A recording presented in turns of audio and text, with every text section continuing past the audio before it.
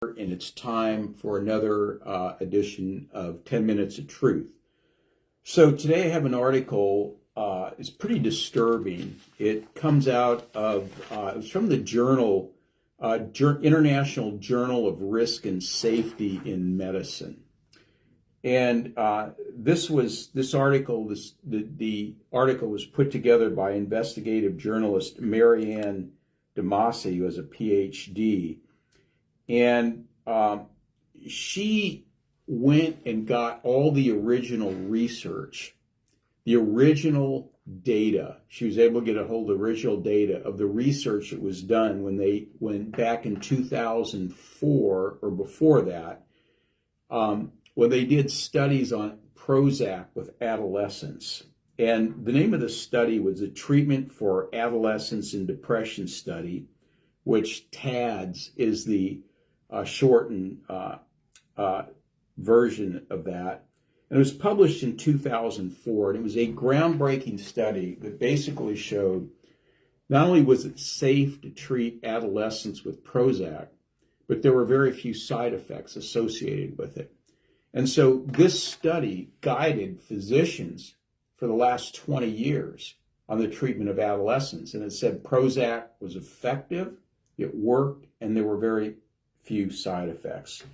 Well, now Marianne DeMasi got a hold of the original research and found out that the whole study was basically a lie.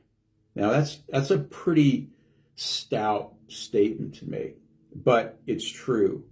They said they uncovered major flaws in this study. Now, this is a large study. It was publicly funded, which means it used our tax dollars, and it shaped the prescribing habits of physicians for Prozac for adolescents 12 to 17 who are diagnosed with major depressive disorder. Now, the original trial that they did split these 439 adolescents into 4 groups. So it was probably about 110 people per group. They had Prozac only, cognitive behavioral therapy only, a combination of cognitive behavioral therapy and Prozac, and a placebo.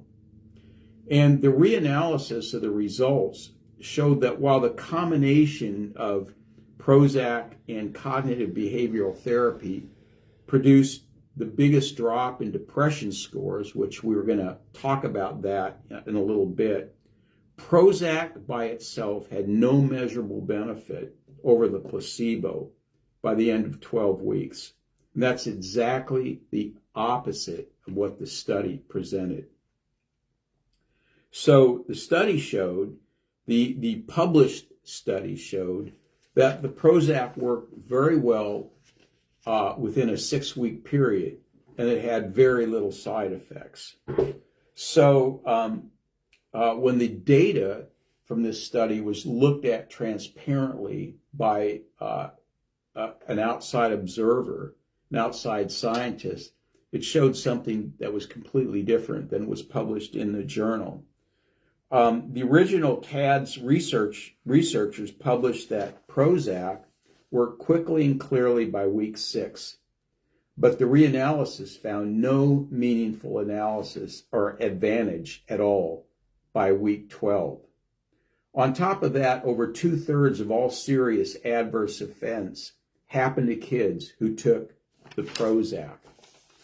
What's worse is the original study had emphasized suicidal thoughts and behaviors as rare, but the reanalysis team identified 11 additional suicide-related events that were either hidden or misclassified in the original TADS reporting.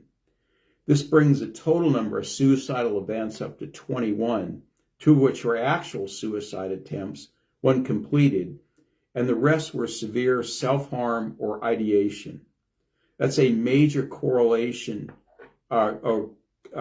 correction to the record and radically alters the risk-benefit result. The reanalysis noted that 369 adverse events occurred for 171 participants, and 66% of theirs occurred in the Prozac group. Now, it says, the study goes on to say, even the combination of cognitive behavioral therapy plus Prozac, which showed the best results, was very misleading. While it did show the strongest symptom drop, the reanalysis points out a problem, and it's a big problem. Those therapy sessions weren't blinded. Therapists and participants both knew who was receiving treatment. This opens a door for expectancy bias, meaning that they expected themselves to improve, so they reported feeling better, regardless of whether the drug helped. That calls into question how much of that symptom improvement came from the medication itself. And so, as I reported on several months ago, another article a journal article that showed that in your average pharmaceutical, over 70% of the effect comes from the placebo effect. And I reported on that several months ago. And that's exactly what they're talking about here, is that you could have the placebo effect because they thought, they were getting the drug, so they should feel better, or they knew they were getting the drug. So it showed here that the data was very, excuse me, manipulated to show the findings, to make the findings look a lot better.